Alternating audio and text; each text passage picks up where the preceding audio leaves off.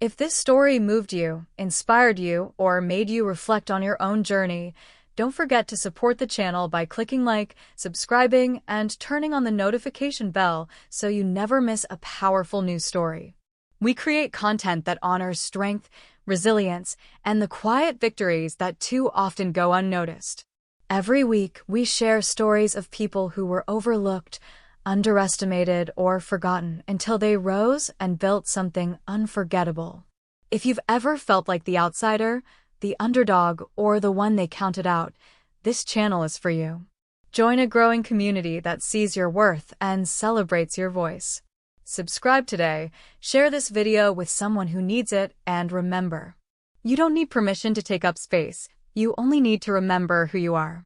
Hit subscribe now and be part of something meaningful. The group text buzzed on my phone for the 8th time that morning. Bursts of excitement about cruise itineraries, packing tips, and sun hats filled the screen. Messages from my father, my older sister Vanessa, her husband, my cousin Marcy, and even Aunt Helen. Everyone was clearly thrilled about the upcoming Caribbean family cruise. Everyone except me. I scrolled through their chatter in silence, pausing on one message in particular. "Claire, can you share your boarding details so we can all check in together?" I hadn't received anything about cabin assignments. No room number, no reservation code, nothing. So I texted Dad directly. "Hey, just checking, was a room booked for me too?" 5 minutes later, his reply came. "Oh shoot, totally forgot. All the cabins are booked now.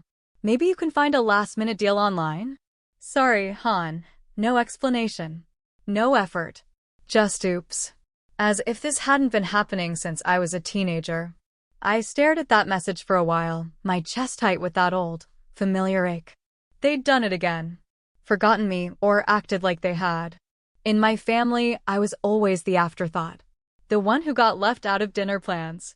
The one cropped out of Christmas cards. The one whose birthday was either missed or blended into someone else's celebration. Vanessa was the overachiever, college honors, picture-perfect marriage, PTA president. Marcy was the wild card, charming, loud, always the life of the party. And then there was me. Claire. 46, single, quiet, ambitious in ways they never cared to understand. I'd spent years building a high-end floral design business in Charleston, South Carolina. Last month, I curated arrangements for the governor's spring gala and launched my own line of artisanal tableware. But to my family, "You still doing that flower thing?" my dad had asked last Christmas. "You should really think about teaching. It's more reliable," Vanessa added, never looking up from her phone. I had smiled. I always smiled. But this time, something inside me snapped into clarity. No more crying alone or pretending I didn't mind. No more bowing out quietly. I opened my laptop, glanced once more at their chat, buzzing with plans for their modest cruise ship cabins, and clicked into a new browser. I typed in, Bayshore Grand Estate, Turks and Caicos. Up came the listing. 6 suites. Private beach access. A staff of 5. Custom menus. A helipad. $25,000 for 4 nights. I scanned the photos, white sand, glass balconies, teak lounges, and smiled. Booked. Just for fun, I also arranged for the new Cadillac Escalade I'd recently added to my company's event service fleet to meet me at the airport.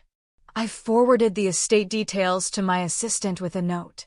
"Please have the fridge stocked with my father's favorite scotch and label everything under Ms. Claire." I want it impeccable. Because when you've spent a lifetime being forgotten, you eventually learn silence isn't just survival. Silence can be preparation.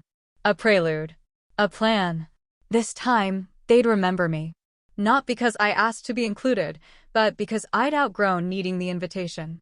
A few mornings later, while the cruise group chat buzzed with snorkeling plans and buffet reviews, I was finalizing the last touches of my own escape.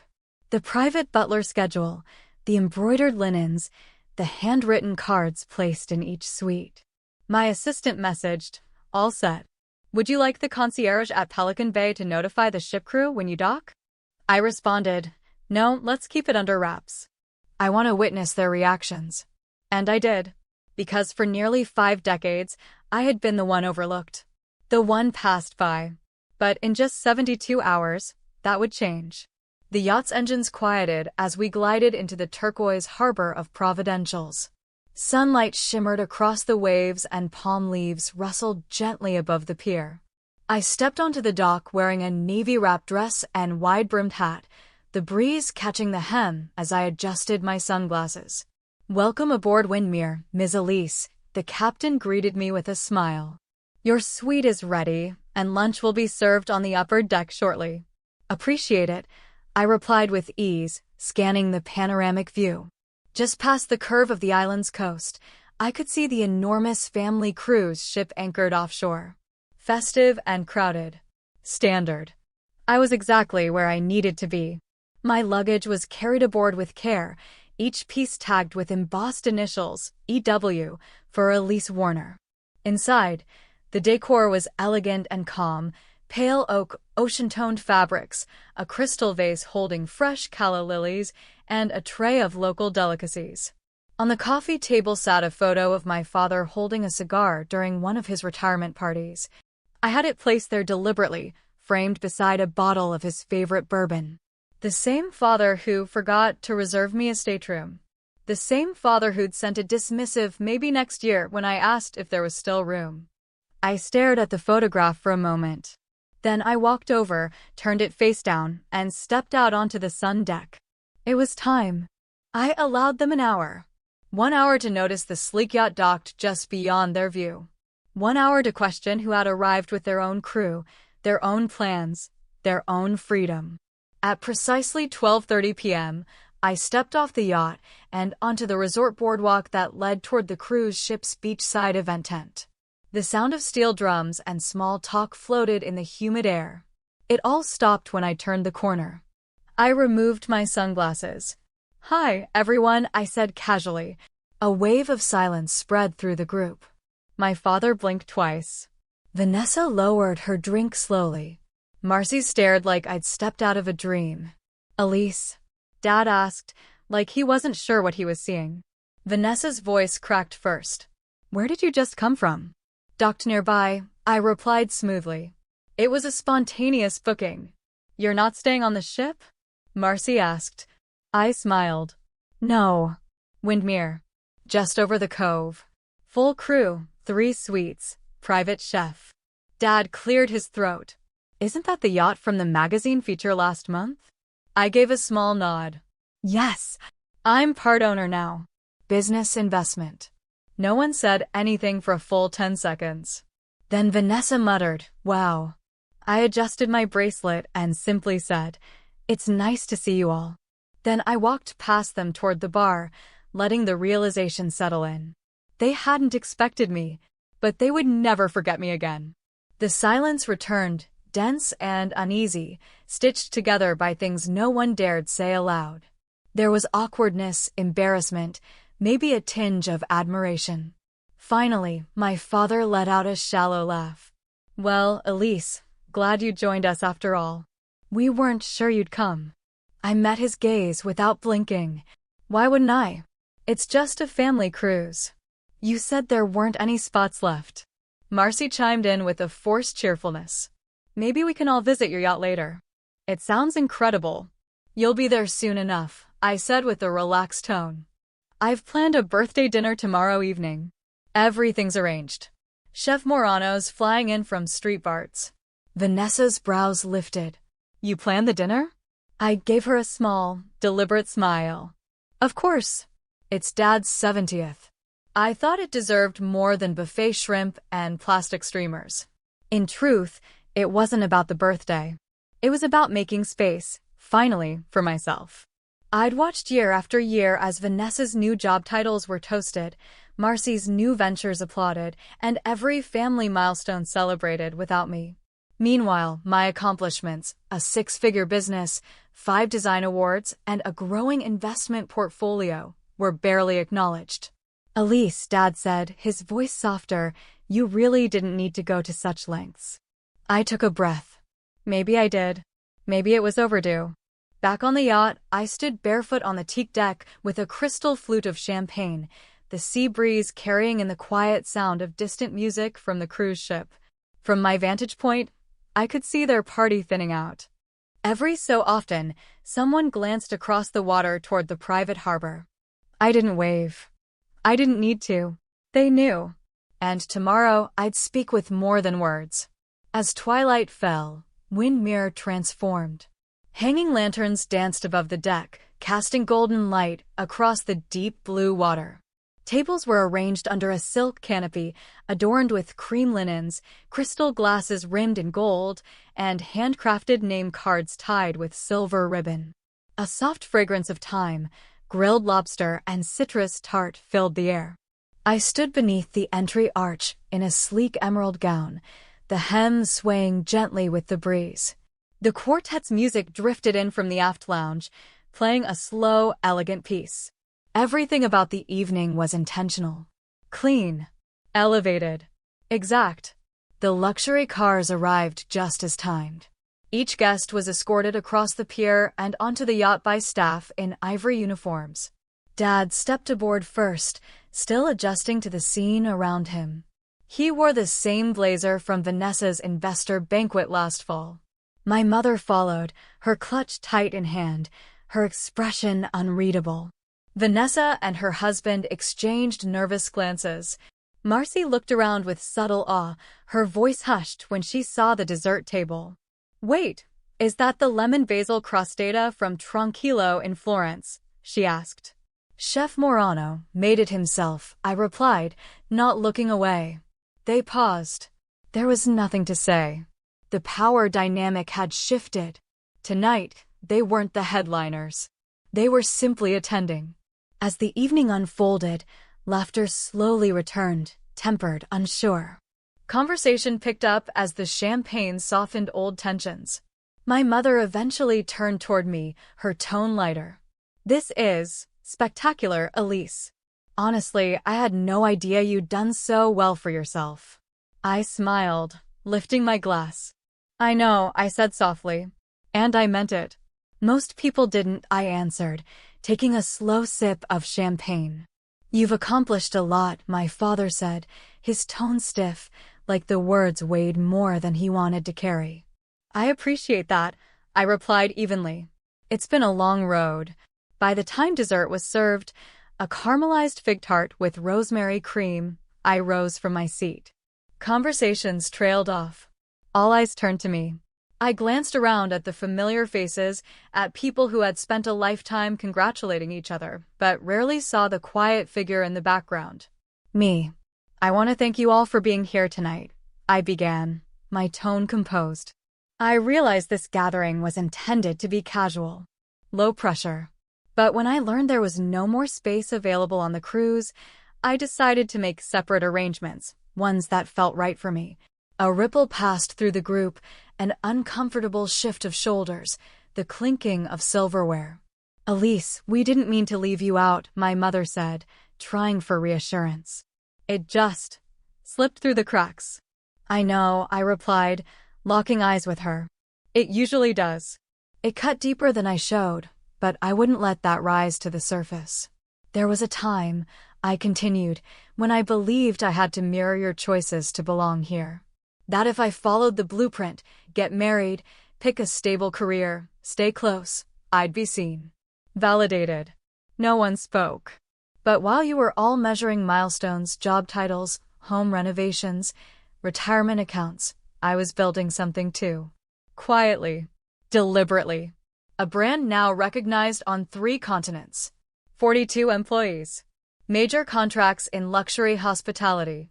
It didn't look like your success, so it wasn't noticed. I saw Vanessa glance down. Marcy busied herself, refolding her napkin. "I don't say this to seek praise," I added gently. "I say it because I let your approval define me for too long. And I've outgrown that." "Elise," Mom started again, softer this time. "We never wanted you to feel like an outsider." "I know you didn't want me to feel that way," I said, steady but clear. "But wanting isn't the same as remembering." The honesty cracked something open. My father stared at the table. Vanessa looked out to sea. I took a slow breath and said, "But I'm not here for resentment. I'm here for something better. I'm here to own my space." "Elise," my mother whispered again, this time with tears in her eyes. "This is a lot." "It's not meant to overwhelm," I said softly. "It's meant to reveal." We ended the evening with soft clinks of glasses, muted conversation, a few hesitant compliments. Some avoided my gaze. Others offered gentle acknowledgments. But I didn't need fanfare. I needed resolution. And, for the first time, I felt it take root. The following morning, the estate was silent except for birdsong and the rhythmic tide. Pale morning light spilled across the horizon as I stood barefoot on the balcony, coffee warm in hand. Last night had been long overdue. Today would be different. Today they would witness what they'd overlooked. By 10 a.m., the drivers returned, sleek black SUVs this time, ready to escort the family once more. This time, not for a dinner. This time, for the vision. I welcomed them with ease. "Hope everyone brought comfortable shoes," I said with a light smile. "You're about to walk through 15 years of my work." We began in the villa's atrium, where I had arranged tall, backlit panels, each one telling a chapter. And they followed. Not because they had to. Because, finally, they wanted to. Each panel displayed a milestone from my company's journey: renovated estates in Napa Valley, eco-luxury resorts in British Columbia, and curated interiors for public figures I had once only admired from afar. Design blueprints sat beside final photographs, paired with handwritten notes from high-profile clients who had graciously allowed their names to be included. Their eyes moved slowly, taking in the details. I watched as Vanessa paused at the recognition from West Coast Living, naming my firm one of the top 5 transformative studios in North America. My mother lingered before a framed feature from Dwell. A particular room, warm-toned, minimalist, intentionally bold, was one she had once criticized as too unconventional when I'd shown her an early rendering. "I had no idea," she murmured. "No," I replied gently, "you never asked." We continued into the east wing of the estate, my creative headquarters of a real working space. There I had arranged tactile exhibits, miniature 3D models, material palettes, digital interface demos, and active project boards color-coded by region. "This is part of the growth stage," I explained as we stepped into the presentation corridor. "In the past 4 years, I've expanded to Seattle, Vancouver, and Toronto. Our reach now spans 15 cities across North America and Europe." My father gave a short, low whistle. This is serious operation." "It has been for years," I said as I tapped the interactive screen and brought up the platform in development. "This is a proprietary design environment we've been building real-time adaptive layouts for virtual staging. We're integrating AI for predictive spatial planning. Launching in Q2. Marcy leaned in closer. "Who's backing this?" "I am," I said simply. Her brows rose, but she said nothing. I led them to the final installation, a modest wall with 4 understated frames. Each one displayed a real message from a family member. Offhand. Dismissive. Drenched in doubt. One was forwarded from Vanessa. "Let's have someone else handle the guest house. Elise always picks odd styles." Another, from Dad, "You might want to start thinking about a more secure career." Next to each message, a photo of the resulting project. With awards, revenues, thank you notes, headlines. The silence was instant. Mom stepped forward and gently touched her own message. "We're worried you're exhausting yourself chasing something that won't last." She turned to me, her expression blurred by tears. I thought I was offering support. "I know," I said softly, but it felt like permission withheld. In the estate's media room, I guided them to the final piece, a short film. 5 minutes.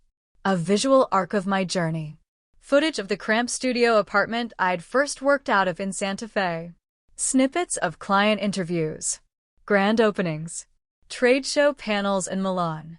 A conference keynote in Singapore. The last scene was a slow pan across my headquarters, rows of focus team members, designers, project leads, developers. My legacy. As the screen faded to black, I turned. No one spoke. Then my father exhaled deeply. You've built something lasting, Elise. Finally, the acknowledgement I had long stopped expecting, but always hoped to hear. Later, we stepped into the sunlit courtyard. My mother took my hand gently. You weren't just designing buildings, she said quietly. You were building space for who you are. I smiled. That's exactly right. That afternoon, they returned to their rented suites in silence, each carrying a curated folder. Portfolios. Strategic plans. Samples of work they'd never asked to see. I didn't expect apologies. I didn't need them. What mattered was that they now knew. While they dismissed my path, I never did.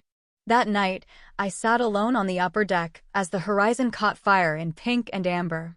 For the first time, I felt not just seen, but understood. The whisper of palm fronds stirred in the evening air as I sat quietly beneath the pergola, the sea's gentle rhythm filling the silence. The walkthrough had gone exactly as planned, perhaps even better. Still, I understood something fundamental. When people are forced to reassess who you are, they either grow or cling to the version that made them comfortable. My phone buzzed against the table. A message from Jasmine, my executive coordinator in Vancouver. Just a note. Mr. Warner is here. Says he'd appreciate a word in private. Of course he was.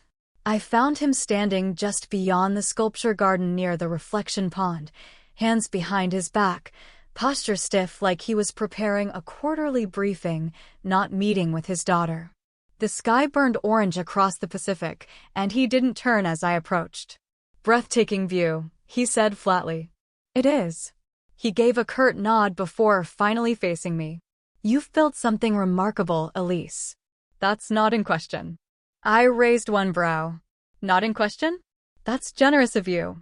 A faint smirk twitched at his mouth. All right. Maybe not easily admitted. But what you've done, it's real. Impressive. You caught us unprepared. That wasn't the goal, I said. It was the result. He glanced toward the villa behind me, glass gleaming against the coastal light, the faint aroma of rosemary and sea air lingering. I always knew you were gifted, he said. But I never thought it would reach this magnitude. Because it didn't look like your version of achievement. He didn't argue. Instead, he reached inside his linen blazer and pulled out a navy folder. On the cover, the insignia of Warner Grant Capital. I brought something for you, he said. A formal proposal. We'd like to initiate talks. Consider a strategic alliance. I opened the folder. Pages of financial forecasts, brand synergy outlines, partnership structures. You want to acquire a stake in my firm? I asked, eyes scanning the projections. We believe a partnership would benefit us both, he answered. With our resources, distribution, client reach, you could expand faster. Corporate contracts, luxury developers, we'd provide full infrastructure. I closed the folder. You're pitching me like I'm a venture capital prospect. He paused. I'm trying to make things right. In the way I know how. I looked him dead in the eye. Where was this when I was working 12-hour days in a shared loft with no air conditioning? When I asked for $7,000 to launch my first product line, and you said, don't risk the family name on pipe dreams. His expression faltered. That was another time, Elise. Not for me. We stood without speaking for a long moment. The wind shifted. Do you even like what I create? I asked. Not just the revenue or the brand recognition. The style, the voice. Do you respect it? He hesitated. I won't pretend to grasp every concept. But clearly others do. You've built a world people believe in. I gave a dry smile. That's what I thought. He shifted his stance. So the answer's no? It's not yet, I replied. We can discuss a joint initiative, under my direction. A single collaboration. I set the parameters. He looked at me, surprised but not displeased. That could work, he admitted. Oh, and have your legal team contact mine, I added. All licensing and revenue splits go through proper channels. We operate with transparency now. He gave a short laugh, equal parts rueful and impressed. You've become a powerhouse. I had to be. As he turned to leave, he paused once more. You've always been sharp, Elise. I just wish I hadn't needed a villa and $1 million brand to realize it.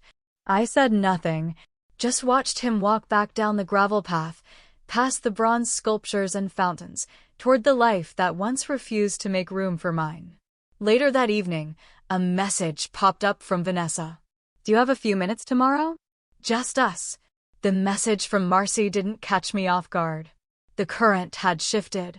One by one, they were beginning to understand that the person they had once brushed aside now stood calmly, confidently, in the spotlight, and they were unsure how to move around her anymore.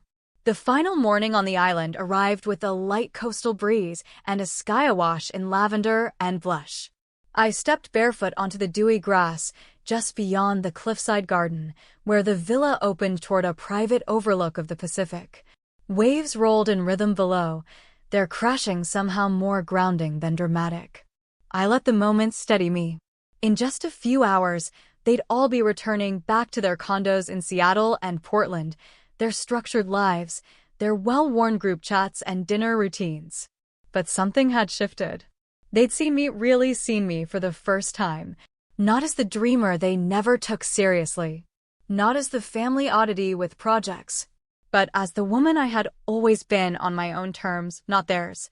A light knock broke the quiet. I turned to see Vanessa near the patio doors, her stance unsure. Mind walking for a bit? She asked. We followed the path along the cliffs, wordless at first. Then, softly, I think I owe you an apology, she said. I didn't answer right away. I used to think I was helping by being critical, that it was protective. But really, I was just insecure about not understanding you. You dismissed me, I said gently. She nodded. I did, because it was easier to reduce what I didn't relate to than admit I might have missed something. We stopped where the path narrowed. The waves rolled beneath us. I looked up your company last night, she said. Saw the partnerships, the patents, the social impact work. Elise, it's remarkable. I met her gaze. Thank you. She paused. Would you consider letting me invest? No strings. No expectations. I believe in what you're creating now. That offer, once it would have hurt. But now it's settled in like warmth. I'll think about it, I said with a knowing smile. We'll talk soon, business to business. She smiled back, and we hugged. And for once, it didn't feel forced. Back at the villa, breakfast was served one last time beneath the canopy of climbing vines. The chefs had prepared a beautiful spread, flaky croissants, roasted peaches with honey, herbed eggs, smoked salmon, and chilled juices. There was still some tension in the air, but also a gentler rhythm.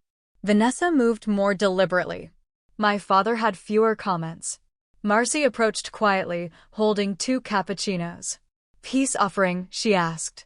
I accepted one. This place, it's stunning, she said. Now I get why you kept it private. We would have picked it apart. I shrugged lightly. Maybe. She hesitated. I liked being the together one, you know? The one who always picked up the check. It made me feel valuable. That's my stuff. But I get it now. You weren't chasing approval. You were claiming something else. I've done my own share of performing, I replied. We all have our roles. So, what happens next? She asked. I'm staying, I said. But I won't be shrinking anymore to fit anyone's comfort. From the upper terrace, I watched the family gather their things. The town cars pulled in one by one. The conversations were softer. The movements slower. My parents walked toward the final car. My mother turned once, met my eyes. No words, just a nod. This time, there was no guilt in it. No pity. Only recognition. And for me, that was enough. Inside, the estate slowly exhaled. Lights dimmed, table settings cleared, and music faded into quiet. The energy that had thrummed through the halls for days finally settled. I wandered through the house alone, barefoot, fingers grazing the smooth stone counters, the soaring windows, the sculptures and canvases carefully chosen over the years. This space, this life was mine. every inch of it earned. In my study, I paused at one final piece, a printed copy of the message I had sent my father 8 years ago, requesting a modest loan to launch my first studio. His reply rested beneath it. "Elise, this doesn't seem scalable. Maybe try consulting instead." I touched the frame and smiled. "Thank you," I whispered, because doubt shaped direction, and distance had given me definition. As twilight deepened, I poured a glass of Merlot and stepped out onto the upper balcony once more.